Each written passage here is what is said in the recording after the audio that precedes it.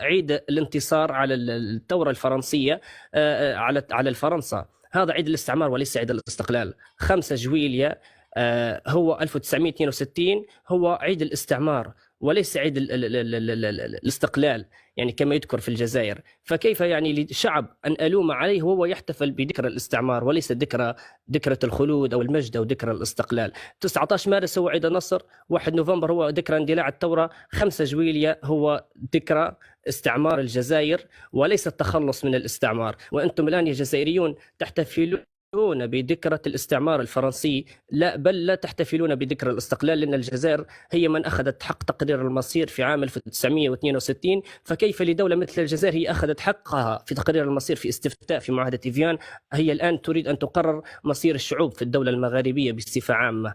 الحمد لله رأينا فرنسا ذهبت إلى الجزائر، إلى المغرب، واستقبلوها